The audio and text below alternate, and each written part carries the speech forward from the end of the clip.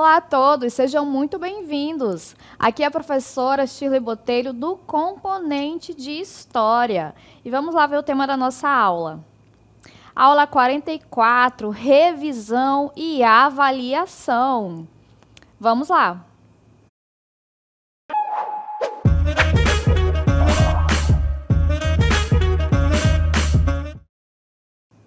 Muito bem, então nessa aula nós vamos revisar um tema muito importante. Nós vamos rever a história do Brasil a partir da chegada dos portugueses. Lembrando que a história do Brasil ela não inicia em 1500 com a chegada dos portugueses. Sua história tem início há muito tempo antes disso, há séculos antes disso, uma vez que os povos indígenas já habitavam esse território há muito tempo atrás, com suas histórias, suas culturas, seus saberes. No entanto, o foco da nossa aula vai ser a partir da chegada dos portugueses. Nós vamos estudar também a influência do Tratado de Tordesilhas para a ocupação portuguesa no território que viria a ser o Brasil, bem como as características do período pré-colonial e o início da colonização portuguesa, certo? Então, vamos ao texto. Então, nós temos aqui a chegada dos portugueses em 1500. O navegador português Pedro Álvares Cabral chegou ao litoral brasileiro, inicialmente na região que é hoje a Bahia. E o objetivo dessa expedição, no entanto, era chegar até a Índia. E aí a gente observa aqui nesse mapa. Vocês vejam que essa linha em azul seria o percurso que ele deveria seguir para chegar até as Índias, onde ele deveria percorrer o caminho necessário ali para conseguir chegar até as importantes rotas comerciais em busca das especiarias. No entanto, ele teve um desvio em sua rota nessa linha aqui em vermelho e ele chegou aqui até a Bahia no dia 22 de abril de 1500. Parou no território aqui, que viria a ser o Brasil, ficou alguns dias e depois ele retornou até o destino original. E essa data, ela marca o início da ocupação portuguesa no território brasileiro, certo? E por que Portugal vai ocupar esse território? Por que Pedro Álvares Cabral toma posse do território pela coroa portuguesa? E aí a gente traz para vocês, para a gente relembrar, o Tratado de Tordesilhas. Vocês observem aqui este meridiano que marca muito bem esta linha divisória, que foi assinada em 1494 entre Portugal e Espanha. Ela é uma linha que dividia as terras descobertas e por descobrir entre esses dois países. Essa divisão, ela estabeleceu que as terras a leste deste meridiano pertenceriam a Portugal, enquanto as terras a oeste ficariam sob o domínio espanhol.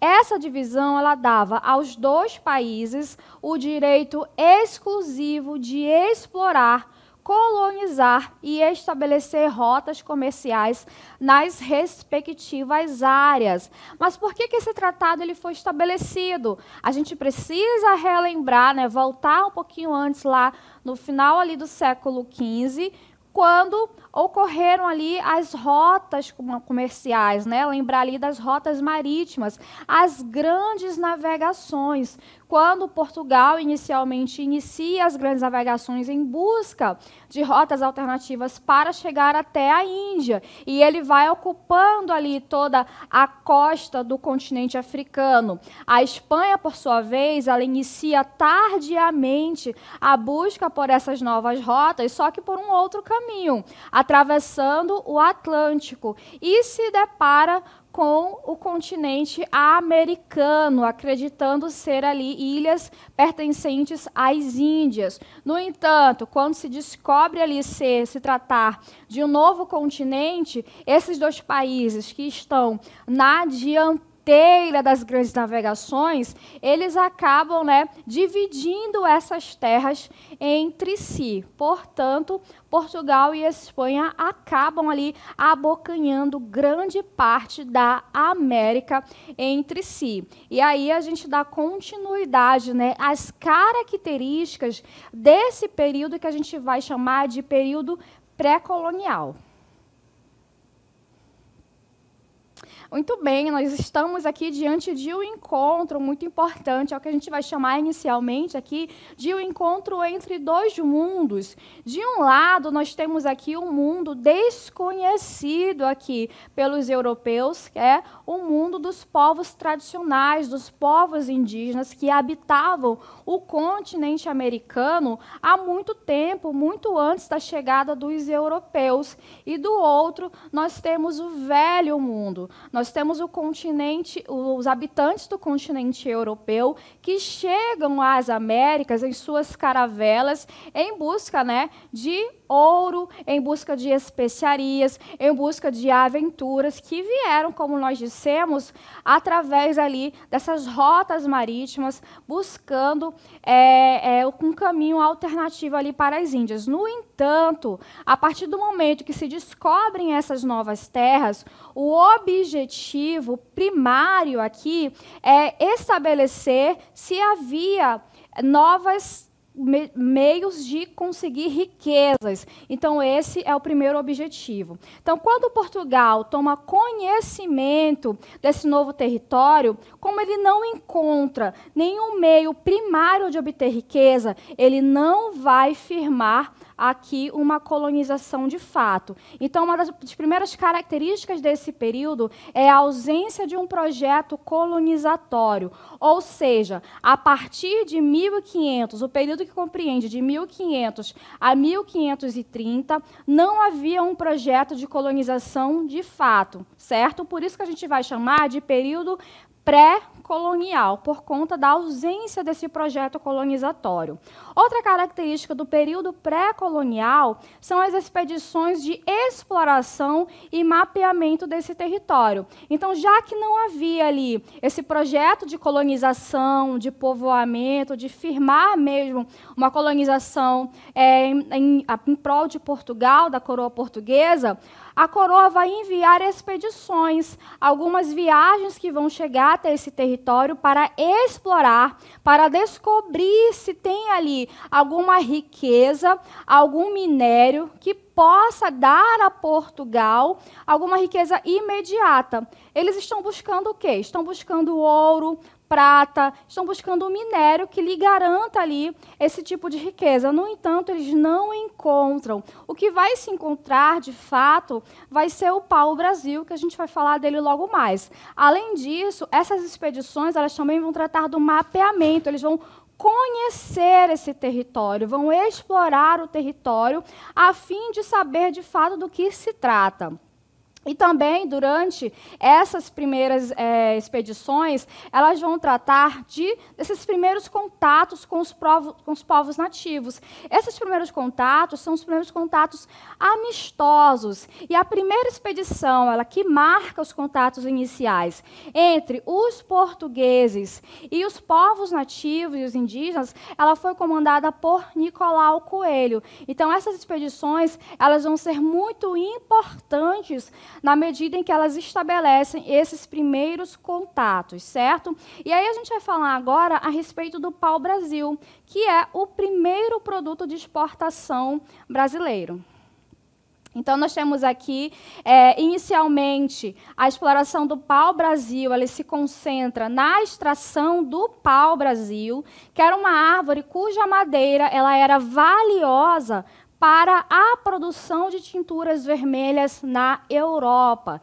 Então, o pau-brasil, uma árvore que tinha em abundância na Mata Atlântica, e essa árvore ela tinha uma resina que servia como uma tintura para os tecidos ali na Europa. Então, os tecidos de luxo que eram pintados com essa resina tinham uma aceitação no mercado europeu muito grande. Então, era muito valioso você ter um tecido, uma roupa tingido com o pau-brasil vindo da América. Portanto, a Europa, os portugueses, na verdade, eles vão ter uma grande lucratividade com a venda dessa madeira. E como que era feito isso?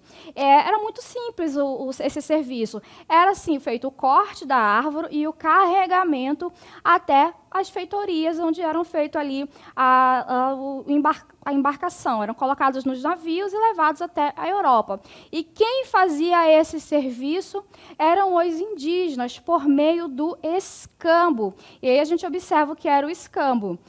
Antes da colonização efetiva pelos portugueses, a relação entre os exploradores europeus e os povos indígenas no Brasil, ela era inicialmente marcada pelo escambo.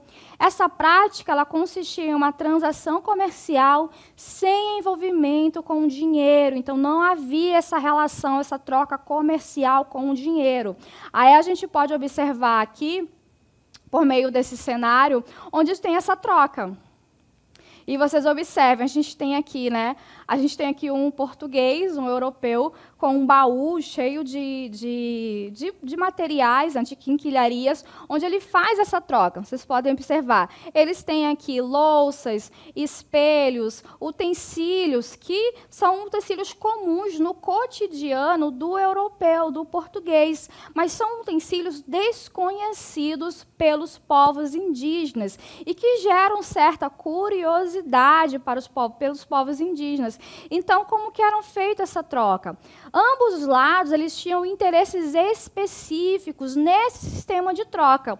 Então, os indígenas eles viam nessas mercadorias europeias itens úteis para melhorar as suas condições de vida, enquanto os portugueses exploravam os recursos naturais brasileiros, valiosos para o comércio internacional. E eles faziam isso por meio da mão de obra indígena. Então, eles faziam pagamento pelo trabalho dos indígenas através dessa troca por esses materiais, por esses utensílios. Então, dessa forma, vai funcionar a relação entre os portugueses e os indígenas durante o período que a gente chama aqui de período pré-colonial, certo? Outra característica importante desse período são as invasões estrangeiras. E aí a gente tem aqui, esse mapinha, aqui, essa animação, que traz para a gente como essas invasões estrangeiras elas vão mudar um pouco da relação da coroa portuguesa em relação à sua colônia, em relação ao Brasil. Por quê? Outras nações vão começar a fazer incursões no território brasileiro, porque eles não vão aceitar a legitimidade do Tratado de Tordesilhas. E aí a gente observa aqui no nosso texto. Outras nações europeias, como a Inglaterra, França e Holanda, não reconheciam o Tratado de Tordesilhas e passaram a fazer incursões no território, o que motivou a coroa portuguesa a iniciar o processo de colonização na década de 1530. Então, o que acontece? Quando essas outras nações já estavam com os seus governos pacificados e consolidados, eles já estavam aptos e fortalecidos para dar início a esse processo aí das grandes navegações também. E eles já fortalecidos, eles não estavam nada contentes com a divisão que foi estabelecida por Portugal e Espanha ali no Tratado de Tordesilhas em 1494. Então, eles não vão respeitar esse tratado e vão passar a fazer investidas nesses territórios. sobretudo nessa condição em que o território brasileiro ele não havia sido ali tomado posse. Portugal só estava naquele território, tinha colocado ali feitorias e só ocupava o território para retirar a madeira, para retirar o pau-brasil e levar para a Europa. Então não havia iniciado de fato uma colonização. Mas a partir do momento em que a coroa portuguesa tem ciência dessas invasões, ela vai temer perder a posse do território. Então, a coroa portuguesa vai sentir a necessidade de iniciar o processo de colonização, o processo de dominação de fato, de povoamento. E isso vai ser feito através das capitanias hereditárias. Mas aí a gente vai observando esse processo aos poucos. Vamos lá.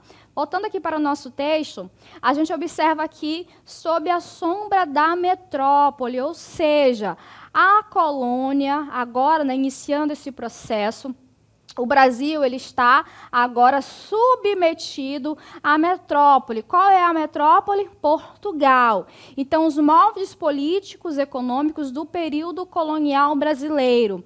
A organização política e econômica do período colonial brasileiro, ela foi moldada pelos interesses de Portugal, que visava explorar as riquezas naturais e estabelecer um sistema de administração colonial que servisse aos interesses da metrópole. Então, a partir do momento que a coroa portuguesa decide efetivar o seu projeto de colonização, esse projeto ele vai ser efetivado de acordo com os interesses de Portugal, com benefício a Portugal e não da colônia. Então, a coroa portuguesa ela vai pensar numa estratégia econômica e administrativa em que beneficie a coroa portuguesa, em que enriqueça Portugal. Então, o objetivo é com que a colônia produza para que Portugal enriqueça. Esse é o objetivo. Pensando nisso, a primeira tentativa de administrar a colônia vai ser por meio das capitanias hereditárias. E aí a gente tem aqui no nosso texto, inicialmente, o território brasileiro ele foi dividido em capitanias hereditárias, que eram grandes faixas de terra concedidas a donatários, que eram conhecidos como capitães donatários, que tinham o direito de explorar e administrar a região. Então, a gente observa aqui nesse mapa, as capitanias hereditárias elas foram divididas aqui. Observem que está dentro aqui do limite do tratado, da linha do meridiano, né, que define ali o Tratado de Tordesilhas. Então, as capitanias elas foram divididas nessas linhas longitudinais aqui, da costa brasileira, né, até o Tratado de Tordesilhas. Elas foram divididas em 15 faixas de terras, onde foram estabelecidas 14 capitanias, cada uma doadas a um capitão donatário. Por que capitanias hereditárias? Porque elas passariam de pai para filho hereditariamente. Então, cada donatário teria que vir, eles foram passadas a nobres portugueses, e cada um teria que vir de acordo com as suas próprias condições, com meios próprios. Então, a coroa cedeu para esses nobres portugueses o direito de ocupar essas terras, de explorar essas terras. Então, eles tinham que colonizar, povoar essas terras. No entanto, como a gente continua aqui no nosso texto, no entanto, esse sistema ele mostrou-se ineficiente, resultando em problemas de colonização e exploração. Por que ele se mostrou ineficiente? Porque era um empreendimento muito custoso, era muito caro ter que atravessar o Atlântico com rendimentos próprios, trazer colonos, trazer e efetivar ali uma economia. A economia deveria ser da cana-de-açúcar, e não havia um sistema administrativo que a coroa portuguesa estabelecesse para ajudar os capitães donatários. E cada capitania ficava muito distante uma da outra.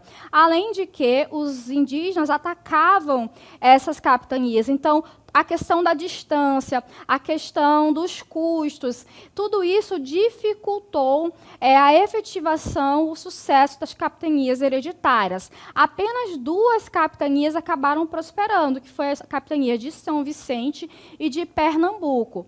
Diante dessa dificuldade da implementação do sistema das capitanias hereditárias, a coroa portuguesa resolveu implantar um novo sistema administrativo, que foi o governo geral.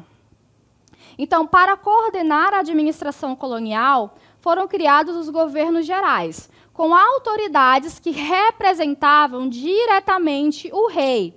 Esses governadores gerais, eles exerciam autoridade sobre vastas áreas e eles tinham responsabilidades que incluíam a defesa do território e a aplicação das leis. Então, percebam que, enquanto que na administração das capitanias hereditárias estava tudo ali meio que descentralizado, agora a ideia é centralizar administrativamente essa administração da colônia no nome do rei. Então, temos aqui um governador geral dentro da colônia para ajudar na administração colonial, certo?